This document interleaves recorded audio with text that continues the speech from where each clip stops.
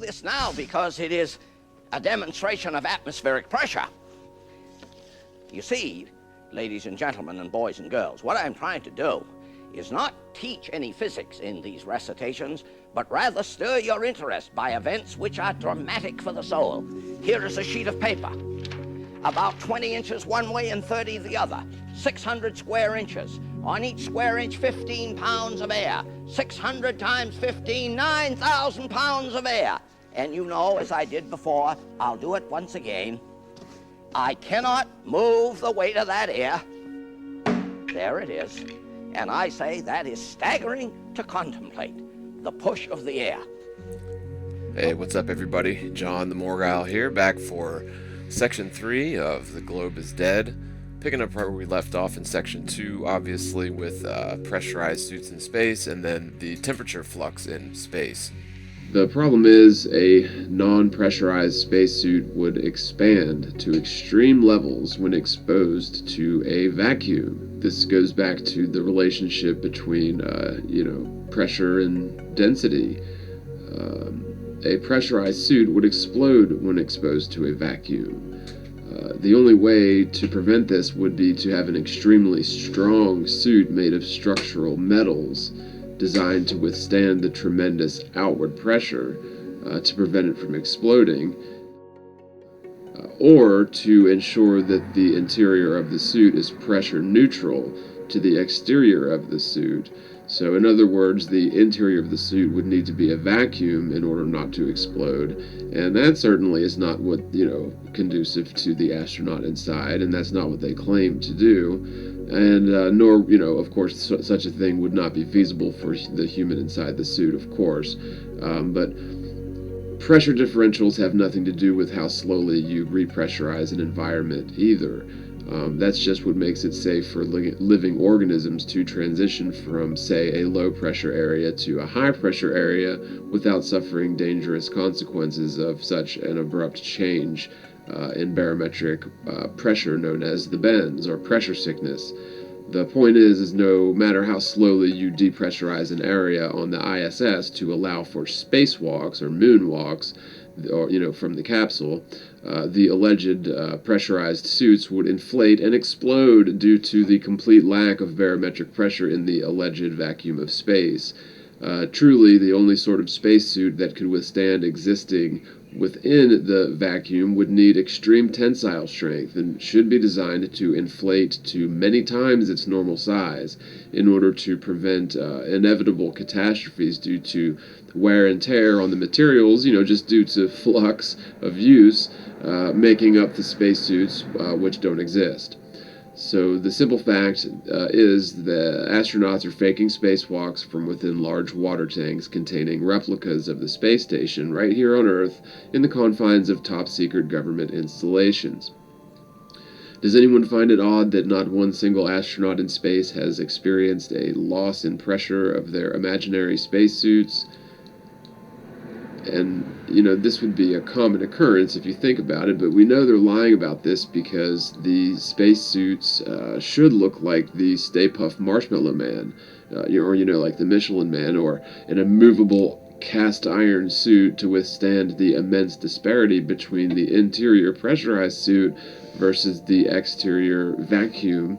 But instead, we see the same old plastic fabric sort of suits which hold their form in an alleged vacuum, proving conclusively to me that NASA is lying and spacewalks must be faked using CGI or simply shot in an underwater tank using their standard spacesuits, which are designed to hold firm under high pressure underwater and are not designed to inflate or designed to explode to compensate for zero pressure outside of the suit. Now, commence Operation Vacuum Suck.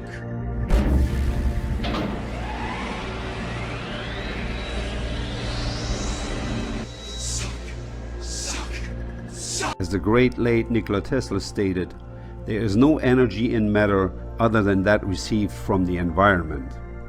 The Space Power Facility at NASA's Plumbrook Station, Sandusky, Ohio, is the world's largest and most powerful space environment facility. Located on a 6,400-acre property, construction costs, upkeep, and maintenance are astronomical. Even one would think it to make perfect sense to have astronauts train here and prepare them for the supposed vacuum of space. No astronaut training is going on here. The enormous vacuum chamber makes a high vacuum, which is 3 levels before the supposed much higher vacuum of outer space, as we can see here. Considering that the suits these guys here are wearing reminded me of one thing: bubble wrap. Now let's see what happens to bubble wrap if we put it in a table vacuum pump.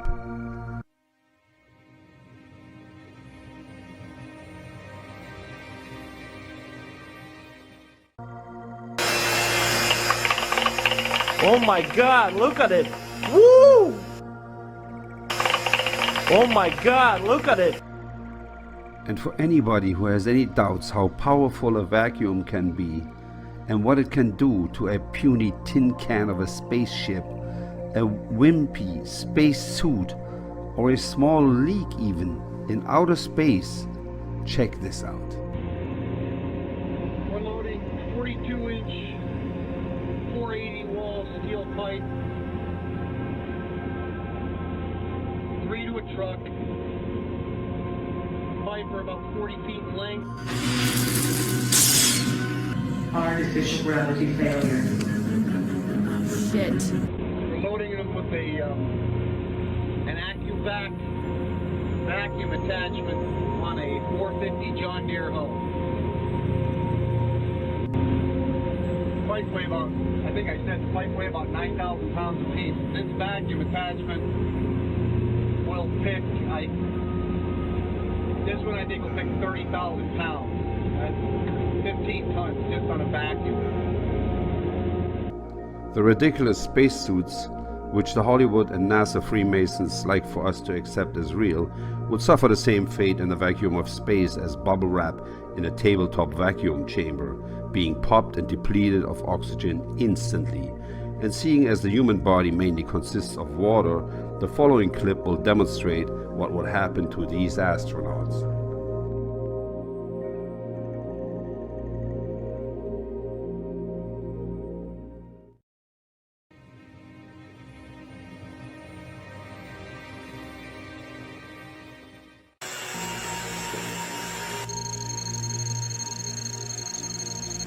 You can see a little bit of bubbles start going, and whoa, it start boiling. How cool is that?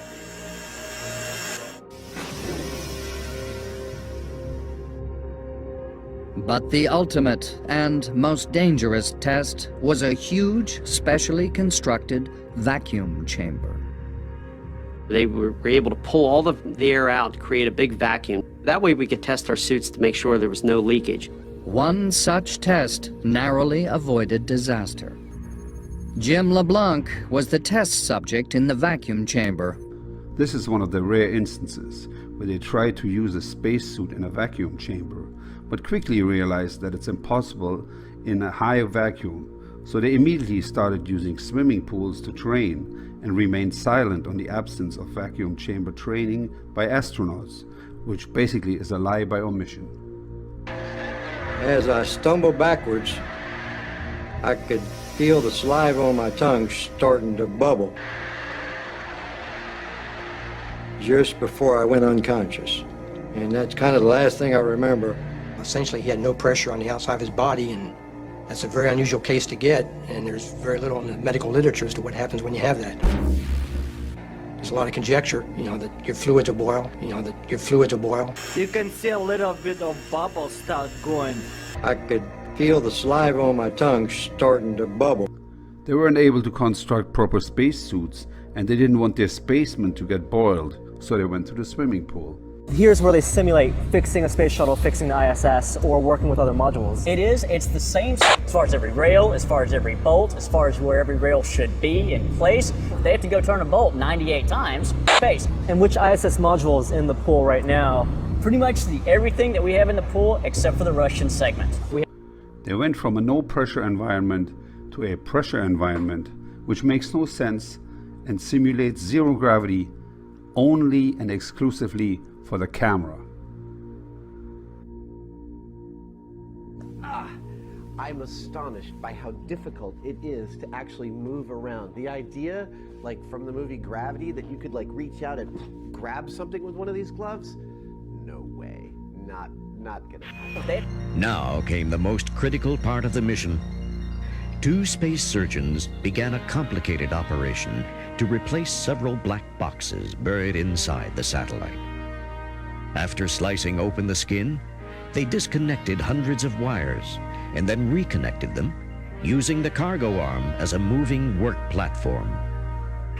Cut these wires to pick this guy up here. Okay, that's it's a little bit more. So we can see your hand now. See if we can see your thumb. So we can see your hand now. See if we can see your thumb. So we can see your hand now. See if we can see your thumb. Okay, well that's a good scan of it. Yeah, I got them cut just now to get these. It was the biggest test so far of man's ability to use his hands and his brain together in space. This is from the helmet-mounted camera, just how many wires are in there. I don't even know how many there were, but there's a whole bunch of wires.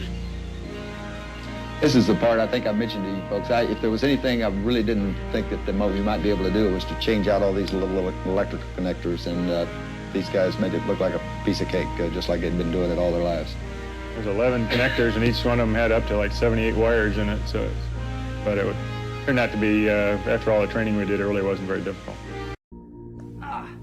I'm astonished by how difficult it is to actually move. It wasn't very difficult. I'm astonished by how difficult it is to actually move. It wasn't very difficult. Difficult. It wasn't very difficult. They have to go turn a bolt 98 times. That you could like reach out and grab something with one of these gloves? No way. Not side of the suit. To give you a final example, the most commercial jetliners have pressurized cabins, which allow for a more comfortable flight without problems that come from abruptly changing the pressure of one's environment. Although whenever I've flown, I've got a major problem with my ears popping. When I was younger, I smacked my head on the surface of a water falling off of a jet ski, and it felt like someone was stabbing me through the brain for like 2 weeks. I had a pretty bad inner ear infection, and so flying on planes does bother that for me. So the point is even in a pressurized jet or a pressurized cabin, you still do feel the effects of the exterior pressure.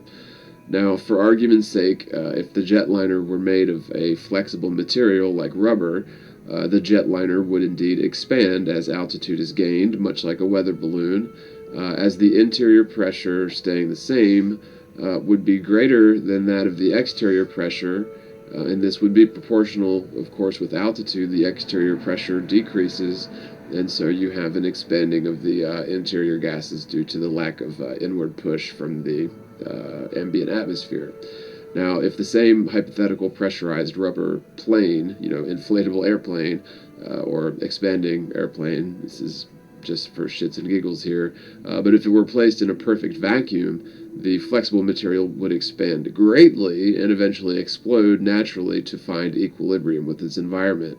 The simple fact that spacesuits are not made of reinforced steel, nor do they expand wildly and contract once they're back, in the pressurized environment, depending on whether they're inside the pressurized ISS or outside of the vacuum of space. These suits always remain sort of the same size, and this is very damning evidence against NASA's validity in their claims that they go out into this vacuum of space. This should really be apparent to any honest observer who studies, even in a very cursory sense, studies barometric pressure and pressure differentials and how that affects things, how that affects objects and suits, and what sorts of materials would be needed from an engineering standpoint to withstand a near perfect vacuum. Now, I hate to say it, but NASA has everyone, for the most part, fooled about the whole spacewalk, moon landing thing. And of course, the whole colonizing of Mars propaganda that has taken many people deeper into the deception is, of course, just more hogwash. It's that we don't have everything that we need to get humans to Mars. It's propaganda and it's deception. The other thing I mentioned was temperature variance on the spacecraft, or flux in temperature on the spacecraft, or flux in temperature on the lunar surface. So the temperature variance, or the flux in temperature on the ISS, for example, in the so-called thermosphere, should experience a flux in temperature so great from day side to night side of the Earth, changing from one to the other every 45 minutes or so. The materials exposed to these major fluxes in temperature should expand and contract due to how objects or how materials react to changes in temperature. Now, of course, the vacuum environment, they claim, naturally would compel any pressurized area to expand.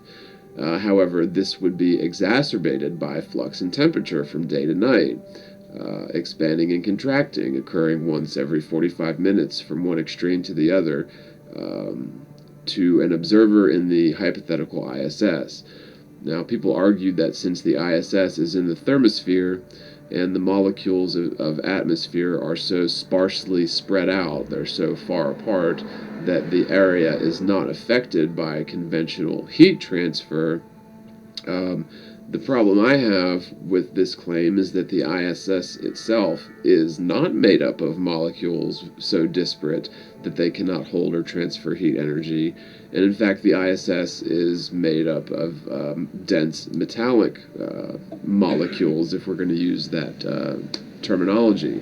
Metal is known to be an excellent conductor of heat, radiation, and electric currents, and since the heat collected by the metallic craft cannot be transferred to its environment due to the sparsity of particles admittedly or allegedly in the thermosphere, the heat energy accumulated over the years has nowhere to go but to be stored somewhere on the ISS. The ISS should be like a broiling oven in reality. I'd really love to know how the ISS, or NASA claims the ISS, manages to cool itself when it's on the day side of the Earth for about 45 minutes in temperatures exceeding 1,000 degrees Fahrenheit. What sort of designs went into building the ISS to account for the unknown manner in which materials would behave when exposed to such incredible temperatures and then dropped way over to the other end of the scale every 45 minutes? Such fluctuations in temperature many times daily over the course of, 15 years, 18 years, however long they claim it's been up there, a long time, longer than, it's admitted or its shelf life when it was constructed. It wasn't even supposed to be up there but for a few years, and yet here we still have it. Furthermore, what about the electrical buildup on the ISS? Everyone knows that electrical system must be grounded out. Airplanes, for example, store their electric buildup in a capacitor, which is grounded out every time the plane lands, releasing all of the electric potential. Now, if airplanes didn't do this, if it didn't land, or if it didn't ground out its electrical systems when it lands, eventually the buildup of static electric charge would short out all of their circuitry. Now, the ISS has never landed. It's never grounded out. And so, how have they managed to accomplish this without an infinite upgrade to their storage capacity in terms of, electric capacitors? The Apollo astronauts claim to have walked around on the day side of the moon. Although it has no atmosphere, the lunar surface should have been over 250 degrees Fahrenheit on the day side, negative 250 on the night side. We'll cover this in more detail later, but I wanted to mention this as pressure, temperature, and structural design are all critical components of any theoretical space travel or a visit to the moon. A pressurized airplane is constructed of extremely sturdy materials to prevent the plane from expanding and contracting due to changes in pressure and temperature. Now, the same cannot be said about spacesuits. Furthermore, the Apollo missions were not equipped with some magic materials that could withstand 250-degree temperatures for extended durations, especially considering the moon has apparently no atmosphere to protect the surface area from the so-called deadly radiation coming from the sun itself. In truth, when the astronaut hopped off the little module, the crazy lunar module, he said, "One silly hoax for man, one giant leap for a liar." Or something like that. What should have happened was once the hatch was opened, the astronaut's suit should have instantly expanded like a balloon, then exploded.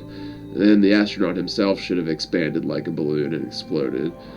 All of the rubbery, stretchy parts of the space suit should have began melting upon the lunar surface, and the gory remnants of the astronaut should have been sautéing under the ladder, all before he could utter one small.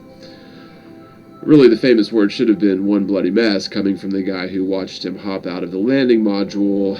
That would be assuming that they had a way to depressurize only the environment which the guy hopped out of, but of course they were both allegedly depressurized in the same environment, so they both should have exploded and there shouldn't have been any words at all. Unless he kept his suit on the whole time and put it down to a negative or a vacuum neutral pressure inside, which means there wouldn't have been any air in there for him to breathe, so he would have, that still doesn't work, but anyway. I've heard it argued that the downward pressure of air upon an object at sea level, being about 14 to 15 pounds, again, per square inch, is canceled out or negated by the air displaced or the buoyancy of the object. Now, there are some important variables involved, obviously, such as the density of the object, the density of the air, the total surface area of the object compared to or relative to the object's mass, and most importantly, the horizontal cross-section of the object in relation to its overall mass. So, a physical principle which must be understood and applied to construct ships made out of hundreds of tons of steel that float on water, and airplanes made out of, tons of materials that fly through the air. In order to get those to work, these principles must be applied.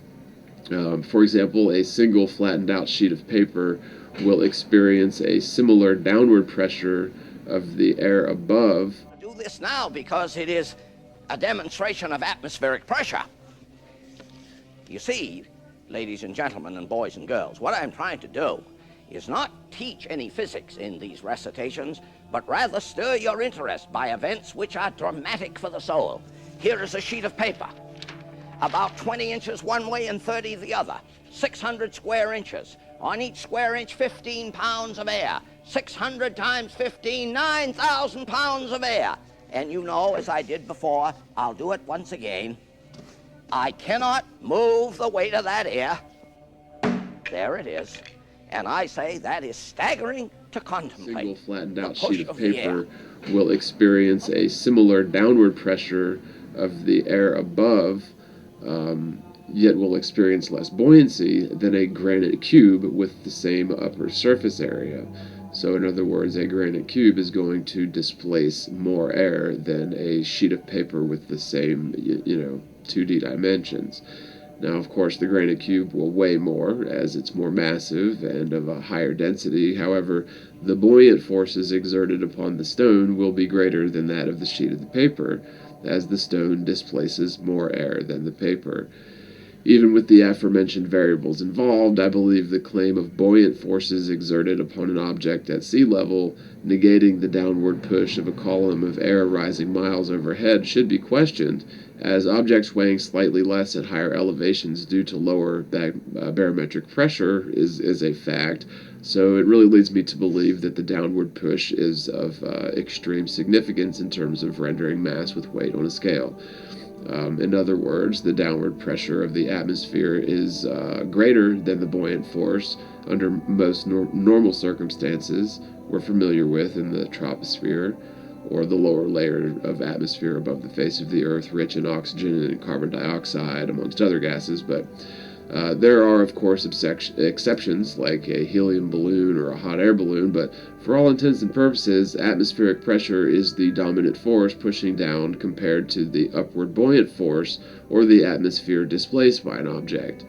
And, of course, a helium balloon or a hot air balloon are acting in accordance with the laws of density and buoyancy, and so seem to defy, or at least bend, the rules of gravity, again damning to the heliocentric scenario and showing that gravity doesn't exist. I think it's worth mentioning that space could not be a vacuum, regardless of the shape of the world. A vacuum is the absence of pressure, while the world is abundant with pressure. One of the fundamental laws of fluid dynamics is that a vacuum cannot exist adjacent to a pressurized fluid or gas. The vacuum will always essentially consume the pressurized fluid or gas until an equilibrium is formed. Theoretical physics must assume that equilibrium is caused by gravity. However, the allegedly weak force of gravity couldn't possibly hold a single molecule of disparate gas fixed miles above the Earth adjacent to such a powerful, perfect vacuum. This is an impossibility so great that the heliocentric model should fold on this one single fact alone. Yet, for some reason, scientists believe gravity is strong and structural, separating the vacuum of space from the atmosphere somehow, and somehow smart to separate the vacuum of space from our upper atmosphere, right? So it's got to know where space begins and where the atmosphere ends. Yet, such a scenario cannot and will not ever be demonstrated in reality, where you can show an object generating gravity or generating a pull towards itself. You can demonstrate magnetic forces doing such things, but certainly nothing akin to gravity. So, in the heliocentric model, all of the atmosphere and oceans should be sucked into the infinite void of space until every last bit is depleted from our local area and then eventually spread out evenly across the infinite vacuum of space. Even highly paid, Harvard-educated theoretical physicists on advisory boards for NASA will claim that the theory of gravity provides the necessary boundary to separate our atmosphere from the vacuum just beyond the atmosphere. But if you give this even a bit of thought, you'll realize the argument is indeed preposterous and couldn't possibly be true, as gravity has never been attributed to a structural mechanism to separate a vacuum from a body of gas. Not to mention, gravity is alleged to be the weakest of the so-called natural forces. I would say it's so weak that it doesn't exist. However, assuming for argument's sake that gravity is a warping of space-time, as alleged by Albert Schilstein, the amount of gravity experienced by, say, a cubic meter of atmosphere will vary depending on altitude. Gravity is supposedly relative to the mass of two objects, in this case the oblate pear-shaped apple-bottom Earth and a cubic meter of atmosphere, hundreds of miles away from the Earth's surface. So a cubic meter of atmosphere near the ground will be affected more by the theoretical pull of Earth's gravity, since it's closer, than a cubic meter of atmosphere, say 50 miles up, due to the greater distance to the Earth and the lower density of the higher altitude mass of atmosphere. So gravity is supposedly directly related to proximity and the mass of two objects. The greater the distance between the two objects, the less gravity. The lesser the mass of the object, the less gravity would be experienced. So a very distant, low-density object would experience far less gravity than a high-density object near the Earth. Furthermore, in accordance with the laws of density, you will find less and less dense gases relative to altitude. So as altitude is gained, not only does the air get thinner due to less air per cubic meter, but you also find lower density gases and layers in those regions as well. This means the pull of gravity, again humoring the ridiculous theory of globism, the pull of gravity upon a cubic meter of atmosphere adjacent to space would be far less potent relative to a cubic meter of atmosphere adjacent to the ground near sea level, and for multiple reasons. So we're expected to believe that an unproven and actually disproved absurd theory allows basic laws of physics and fluid dynamics to be broken just to suit the theory that the Earth is a globe spinning in a vacuum.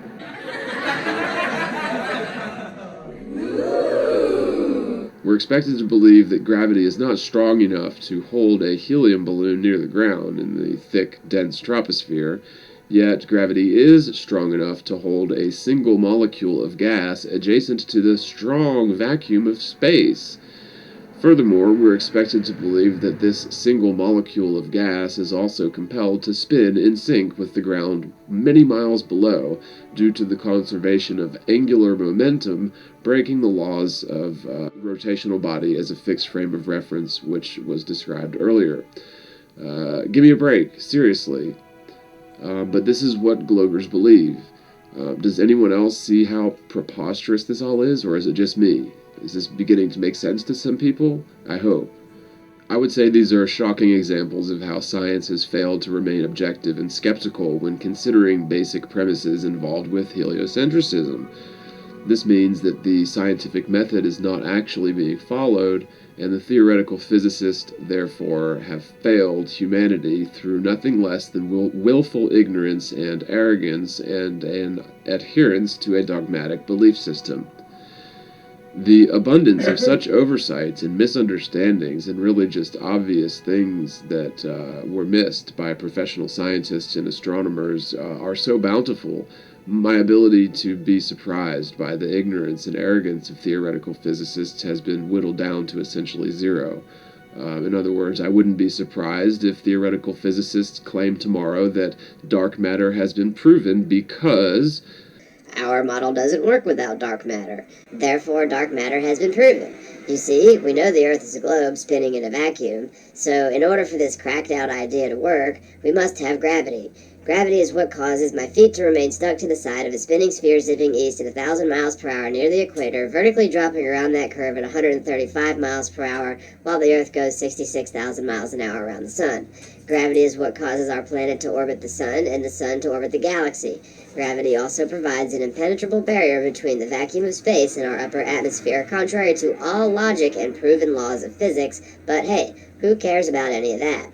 Dark matter must be there because there's no physical medium to counterbalance the enormous centrifugal forces attributed to any of the spinning and orbiting bodies in space. A perfect vacuum certainly cannot be used for any sort of structural mechanism. We must have sort of a tether between the Sun and the Earth for their orbital relationship to work.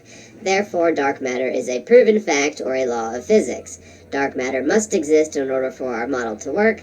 Therefore, dark matter is proven to exist because we'll never reconsider our model, and we'll spend all the money in the world to prove dark matter, even if we never prove it. Ever. For all intents and purposes, this is exactly what theoretical physics has done, and organizations like NASA and CERN and the Russian Space Agency, all of the world space agencies, they're just spending untold billions of dollars trying to find evidence, or make-believe trying to find evidence for undetectable gravity and its invisible evil twin, dark matter. I should mention very quickly that anyone who would like to comment something like, jump off a building and then tell me gravity doesn't exist, or drop a brick on your foot and then you've proven gravity. In case you're one of those people, both of these examples are demonstrations of the law, what goes up must come down. This is a law of physics based on repeatable demonstration and is not debated. Gravity is a theory to explain this phenomenon and therefore cannot be proven by a demonstration of the law gravity was designed to explain. What goes up must come down is not exclusive proof that the world is a spinning sphere, and in fact, the law of physics, this particular law of physics, what goes up must come down, is absurd if you consider the world to be a spinning sphere. I would say what goes up must come down is exclusive proof that the world is a stationary plane and not a spinning sphere, if I'm being honest. Highly paid parrots of scientism will use the demonstration of what goes up must come down to prove gravity, yet gravity is merely a theory to explain this observation.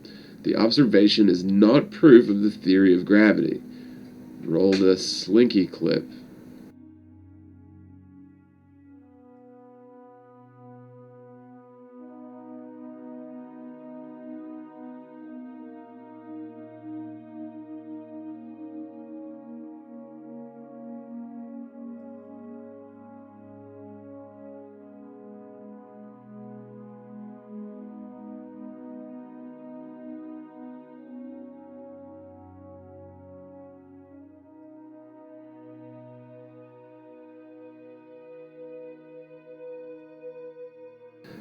All the while, a simple curvature test or an honest, skeptical observation of high-altitude weather balloon recordings will immediately end the hunt for gravity and its mysterious, non-existing counterpart, dark matter, as the entire set of theorems are only necessary in a scenario where the world is a spinning sphere, which it obviously is not. Just as an example, I remember being told when I was young that the limit to our field of view near the ground, if you're, high up on a mountain, is about 20 miles in any direction, depending on topography, of course, due to the curve of the Earth. And if you're standing at the sea, you can see out about 3.5 miles. And that's all, of course, due to the curve of the Earth. Now, even though you can see mountain ranges hundreds of miles away from certain vantage points, I thought it was interesting and assumed it was true. This whole, you can only see 3 miles from sea level, or you can only see 20 miles from a high elevation due to the curve of the Earth. Never questioned it. Now, throughout school, high school, throughout college, I studied physics, math, geometry. Never once were the topics of Earth curvature or the measurements to determine such a thing discussed.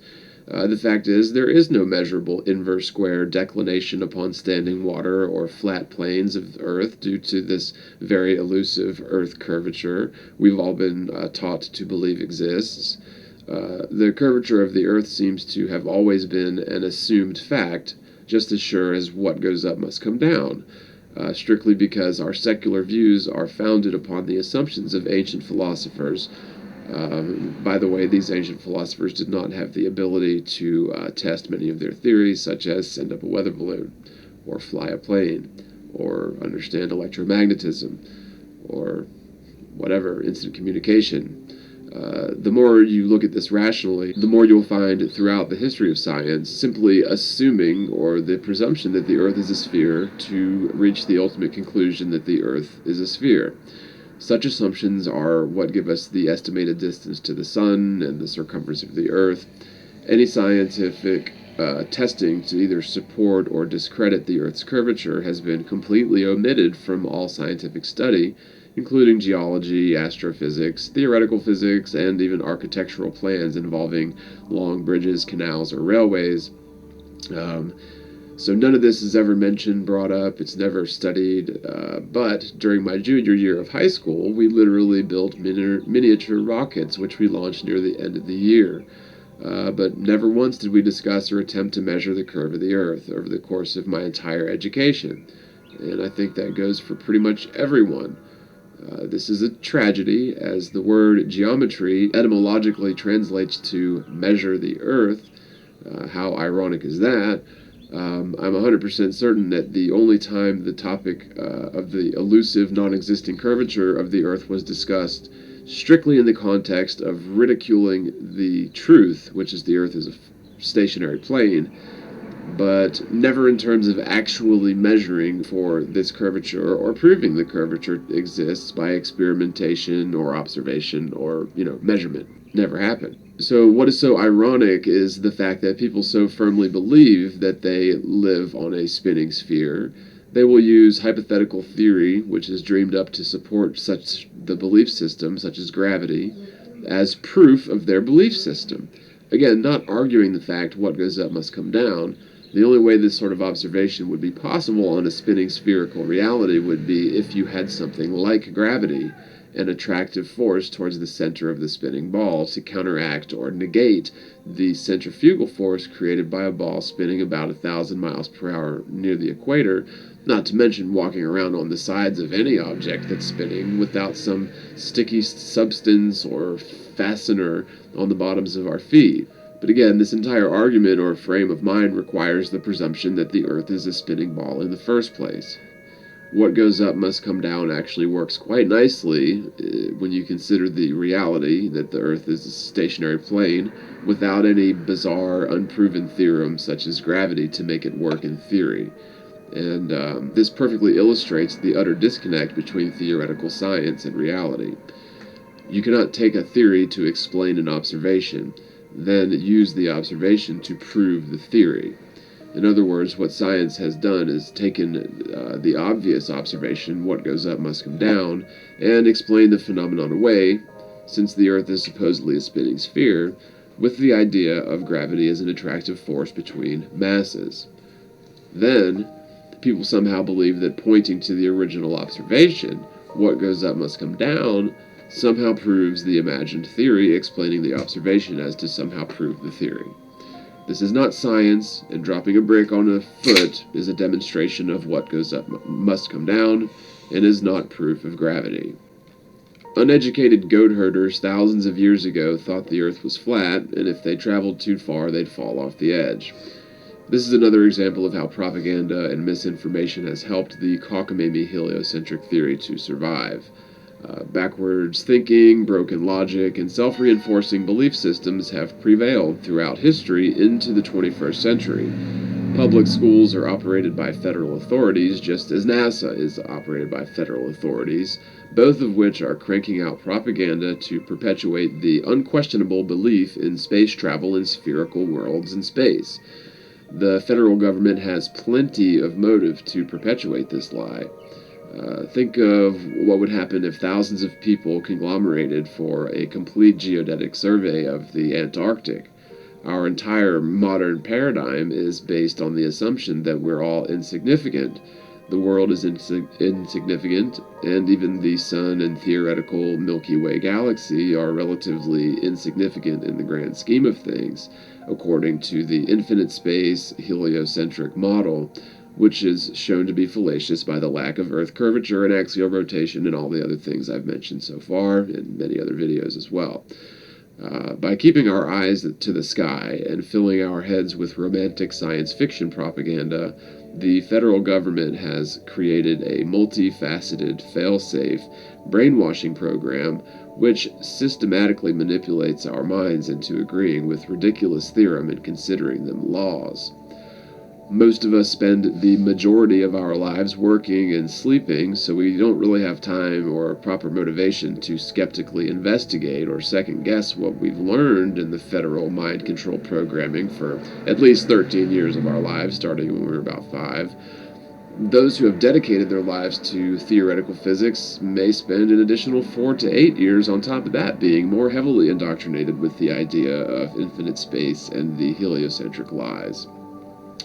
And, by the way, spending those 4 to 8 years extra, they still don't measure for the Earth curvature or axial rotation. They just assume that it's there, and are therefore far more entangled in and mesmerized by the ridiculous fantasy that is heliocentrism, and simply cannot be bothered with such petty experiments to verify or falsify the Earth's necessary curvature or axial rotation. Whenever real physical experiments are conducted to detect curvature or axial rotation of the Earth, the experiments fail and align with the fact that the world is a stationary plane, the exact contrary to a spinning sphere. So, which side do you want to stand on? The side backed by dogmatic beliefs based on assumptions and theory, or the side based on demonstrable facts, repeatable experiments, and an unbiased view of all the evidence? For a theoretical astrophysicist, it's nearly impossible for them to review this in an unbiased sort of way, and so it's nearly impossible for them to realize the truth, as their entire field of study is based on such theoretical principles deemed laws, which are never to be questioned or objectively scrutinized. You know, it really is a shame, but again, I'm talking about people who will ridicule me and label proponents for this obvious truth as anti-scientific morons. We're testing hypotheses and performing experiments in order to support or falsify a given theory, and are consistently coming up with results that are patently incompatible with the current accepted model of the universe. Indeed, I feel bad for such hypothetical egomaniacs, as their ignorance and arrogance make them blind to the obvious truth, but the same ignorance and arrogance make them biased observers, and so it is extremely difficult to suspend their assumptions, blocking any chance of a realistic understanding of our true place in the universe, which is central, special, and unique, as opposed to insignificant, tiny, and irrelevant in the grand theoretical scheme of things in the Copernican principle universe. Unfortunately, the universe as we're taught does not actually exist. The idea of an infinitude of galaxies, stars, and planets like Earth are a sort of mass hypnosis, a figment of the collective imagination, ushered in by the federal system especially, controlling our minds for the majority of our lives. The idea of other galaxies didn't even exist until 1920s. People such as Lawrence Krauss, Neil deGrasse Tyson, or Josh Grindley would immediately dismiss the idea that we don't live in a galaxy and galaxies as they understand them don't exist. They would dismiss this idea without any consideration as it violates their belief system and the Copernican principle. Now, the last time I checked, science was supposed to be a process of testing theories, especially if they challenge existing belief systems. Scientific progress hinges on this objective quest for truth, yet theoretical physics is so far removed from the realm of reality or science, they are not even in the same ballpark. Ain't the same fucking ballpark. It ain't the same league. It ain't even the same fucking sport. Using this quaint, dusty old process of inquiry and testing theorem, my entire worldview has been completely overhauled in the last year and a half.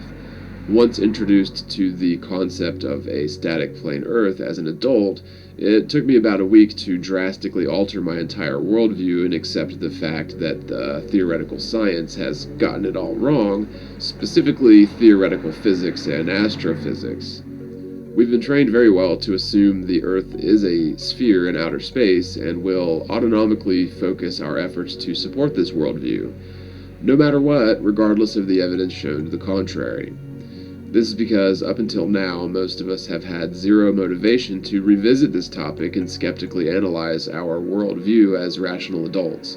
All of the ideas which we must hold in terms of the world, the sun, and the universe must be so drastically altered to come to terms with the truth, and it takes a personal commitment to reevaluate the so-called laws of globe Earth physics, which always begin with the assumption that the Earth is a spinning globe, and end with the illogical, fallacious, self-fulfilling proof that the Earth is a spinning globe.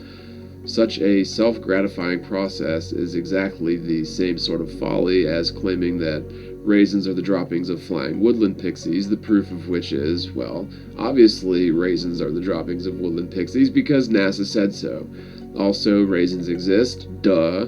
How could raisins exist if it weren't for the fairies that excrete them? NASA would never lie about this, so do you have any proof of the fairies, though? Well, of course not, but we have all our brightest minds in the world searching for them. Right now, we're developing technologies to locate the pixies, even if they're invisible and very small. As absurd as this sounds, the hunt for gravity, dark matter, and Earth-like planets are by far more foolish. You certainly could convince a child that raisins are indeed such a fantastic phenomenon, much like you convince them a fairy trades them a quarter for a lost tooth. But what if nobody ever told the child it was a lie? What if all the mainstream voices in the world repeated the lie continuously, obliviously, across all media, from education to science, science fiction, corporate logos, to the so-called space exploration agencies, to, everything in between? Talking points like global warming and global positioning systems, which to me, GPS stands for ground-based positioning systems, but anyway. So, the insidious nature of the lie involved with the spinning globe, infinite space, quote-unquote reality is an illusion and a trap for our minds, which funnels in everyone to wholeheartedly believe in a really quite absurd theory, as it is taught uniformly across the entire culture, reinforced by all forms of mainstream media, targeted at all audience demographics. Our natural want to explore and seek out new frontiers has been misdirected towards the mysterious lights in the sky, instead of focusing on realistic goals which should begin with abolishing the Antarctic Treaty and proceeding outward across the Antarctic and/or Arctic regions. This is the ultimate reason for the brainwashing of all people into the globe.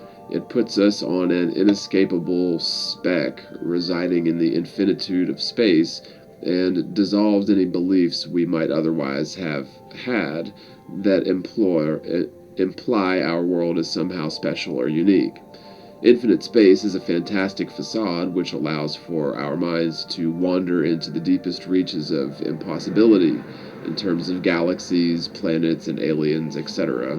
It's really all very romantic and certainly fills the void left by Santa and the Tooth Fairy, but is unfortunately just another contrived belief system forced upon us by the cult of scientism, who must never be questioned about their dogmatic set of beliefs. I should quickly add that Halloween has always been a lot of fun because Dracula was a real guy, right? Vlad the Impaler, and mummies are real, and shapeshifters are a serious possibility in the infinite space hypothesis.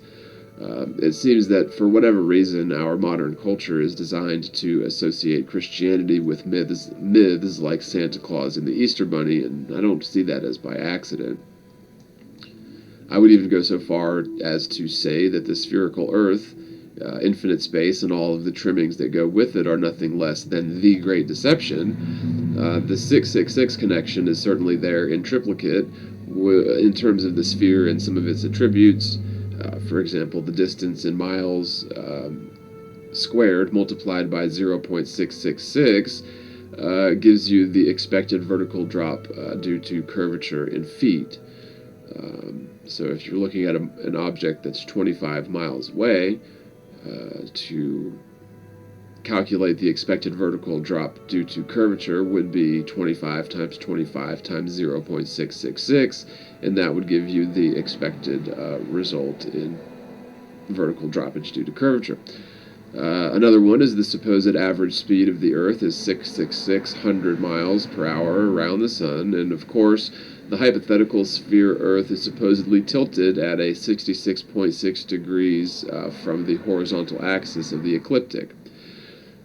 Anyway, we're all capable of being deceived by some fairly ridiculous lies, especially when we're vulnerable little children. Unfortunately, some of these lies, such as gravity and the spinning sphere Earth, are huge, bold-faced lies masquerading as verified scientific fact, and neatly fill a void in our minds which grows with the thought of just how insignificant the entire world must be. Our explorative, pioneering spirit has been collectively refocused on the unobtainable lights in the night sky and redirected to ponder science fiction as proven fact. The fact is, our world is a stationary plane, and the celestial bodies are secondary, tiny bodies, or if bodies is even the right word, they may not even be physical objects, but very tiny in either way, relative to the massive stationary physical plane of reality. So instead of focusing on practical sciences, some of our brightest minds are wasting their lives studying the so-called galaxies and stars, with a completely misguided understanding of the very fundamentals of reality. They believe the stars are suns and galaxies light years away, when in fact the stars are merely lights in the night sky, which to date do not have a complete explanation. Globers will claim the burden of proof is on us to prove and explain every last detail of everything, including what the sun and stars are made of, as if they have a viable answer for either of those.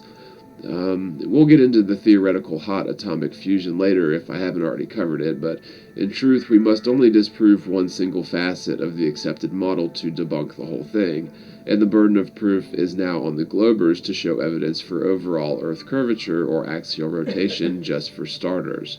And, by the way, claiming that the stars and sun are proven to be atomic fusion is malarkey, as the specific type of atomic fusion attributed to the stars is theoretical and cannot be demonstrated in reality. Atomic bombs appear to be a hoax, and atomic energy is a misnomer. All of the theoretical sciences fall apart under close inspection when we remove the globe-colored goggles we've worn our entire lives. But for Globers to claim that they know what a star is, and they know what a star is made of, and they know what, they know that it's hot atomic fusion taking place is hogwash. Globers claim that the Earth spins over 1,000 miles per hour near the equator, which means that an observer there would be traveling faster than the speed of sound compared to an observer at the North Pole. Again, the observer at the equator would be vertically dropping along the curve of the Earth at about 135 miles per hour in conjunction with the eastward 1,000-mile-per-hour velocity resulting from simple axial rotation at the equator. Now, in the morning, this hypothetical observer on the equator of the spinning sphere Earth would experience the ground beneath his feet racing upward towards his legs at about 66,600 miles an hour. 12 hours later, the same observer would experience the Earth racing down away from his feet at 66,600 miles per hour, an overall acceleration from one extreme to the other over 130,000 miles per hour from morning to evening, and we don't notice it. Now, this would be much like standing on the nose of a speeding bullet versus standing on the back of a speeding bullet, only a much, much faster bullet or missile. Using the same observer at the equator during the night, he can look north and see the central North Pole star. 12 hours later, before dawn, the same observer can look in the exact same point from his vantage, from his perspective, the exact same point north, and see Polaris in the exact same place at the center of all the other stars' apparent rotation. This observation would be physically impossible in the heliocentric model, as the observer would have traveled 12,500 miles along that curve and would be facing in opposite directions in the universe from dusk until dawn when facing north on a spinning sphere. Proponents for the globe argue that we don't observe major stellar parallax, or the stars don't change their relative positions based on the mind-boggling distances between them, or the disparity in the distances between them. However, this argument has nothing to do with that premise. It has to do with the direction we're facing in space and the angle of our line of sight constantly changing from one extreme to the other over the course of an evening, and indeed from summer to winter, which is another layer of this topic disproving the Earth's orbit. Our line of sight towards the stars would be a tangent to the curve of the spherical Earth, so an observer at the equator facing north at dusk would be facing in one direction, and 12 hours later would be facing in the opposite direction. When you consider the geometry involved, objectively, the North Pole star couldn't possibly be visible in the same exact spot in the sky from dusk until dawn as observed at the equator, nor could it be visible in the same spot in the sky from winter to summer. This is indeed the case, however. This is what we see, and it is incompatible with the heliocentric model. Polaris ever remains stationary, more or less, in the sky, fixed above the central axis, according to anyone who can observe it. This proves the Earth is stationary, and it is the stars which are apparently spinning around Polaris. Furthermore, it proves the stars must necessarily be closer than we're told in the heliocentric model, as you can triangulate on its position from dusk until dawn, facing north without budging your telescope over the course of an evening, even from near the equator. Assuming a spinning spherical Earth, this would only be possible with relatively close stars, which is simply not compatible with their model either. Globbers argue that we don't feel the alleged motion of the Earth that I've been discussing due to us being fixed to the same frame of reference with the Earth, and that the Earth spins and moves at a constant speed so it isn't felt by us. An example of this poorly thought out argument would be, when you're flying 600 miles an hour in the plane, do you feel like you're flying 600 miles an hour, or do you feel stationary relative to the plane? Of course, we don't notice the tremendous speed within a plane, as the plane is ideally enclosed and pressurized, but the passengers are in a seated position fastened to the plane. Once the acceleration and rapid ascent of takeoff are completed, passengers can walk around on the plane as if it's stationary, as they are indeed fixed to the frame of reference with the primary object traveling in a more or less consistent velocity and not experiencing too much acceleration. If that plane makes a slight bank or encounters a minor change in air pressure, or encounters turbulence at high speeds, the passengers obviously notice this, especially if they're walking around, and anyone not strapped down will be tossed about during a heavy turbulence.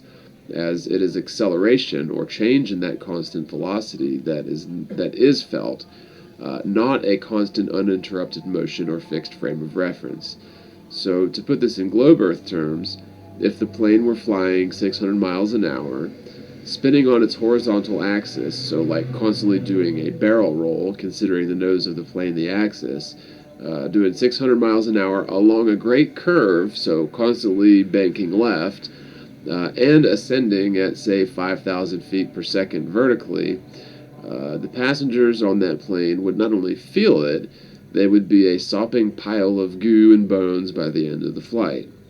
The argument that we don't feel the motion of the Earth because it's a constant speed or a fixed frame of reference is unfounded and ridiculous. For one thing, a rotational frame of reference is not the same thing as a linear frame of reference. A plane flying straight at 600 miles an hour would represent a linear frame of reference. The gravitron at the fair or a merry-go-round would represent a rotational frame of reference, which always creates centrifugal force or an apparent push away from the axis. Standing at the equator, an observer is not just supposedly traveling at 1,037.5 miles an hour east, but also vertically dropping or falling around that curve at 135 miles an hour. Furthermore, due to the alleged orbital motion of the Earth, at sunset, the Earth is allegedly racing down away from your feet at 66,600 miles an hour. 12 hours later, in a perfect world, at sunset, the world would be allegedly racing up towards your feet at 66,600 miles an hour. At midnight, the Earth would be flying from west to east under your feet at 66,600 miles an hour, and at noon from east to west under your feet at 66,600 miles an hour, which all needs to be added to or subtracted from the spin of the Earth described earlier. Every second of the day would be unique, and we would necessarily experience so many different phase shifts in our inertia relative to the spin and relative orbital path of the Earth. All of these extreme, velocities, often in contradiction, constantly changing. For a stationary observer at the equator, it would be obvious. Look out your window, look at the sky, and honestly ask yourself if you believe all of this motion is taking place. At the same time, we must remember the sun is allegedly flying around a curve at about 483,000 miles an hour in a great circle around the galactic center in a 250 million year cycle. This is, of course, theoretical, as nobody has ever observed this cycle. The heliocentric model claims that our ecliptic, or the orbital path of the Earth, is misaligned to the galactic plane, or the sun's orbital path, by about 60 degrees, meaning we would necessarily experience all sorts of acceleration here on our little spinning ball based on variable conditions in the sun's orbit, compounded by the Earth's orbit, compounded by the Earth's spin. And finally, the galaxy itself is alleged to be flying through space. It's away from the center of the Big Bang or towards the Great Attractor, depending on who you ask, at some untold millions of miles per hour.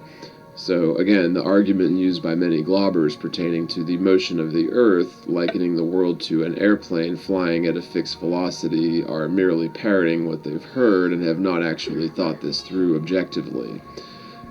The world is very obviously stationary, and there are basic observations and even physical experiments which can be repeated to show that we're not spinning, nor are we flying around the sun. Ergo, the heliocentric model is crapola. Hey everybody, and real quick while you're still here, I just wanted to mention that a lot of subscribers of mine have been complaining that they're getting unsubscribed from my channel without them knowing it or doing it, and I'm just seeing every time my subscriber base starts to grow a little bit, they'll just start disappearing by the hundreds. So if you've been subscribed to my channel, just double check, make sure that you are still subscribed, because you may not be. And for those of you who aren't subscribed, don't forget to. So anyway, just thought I'd get that in there real quick. Just wanted to thank all y'all for tuning in to Section 3 of the documentary series, The Globe is Dead.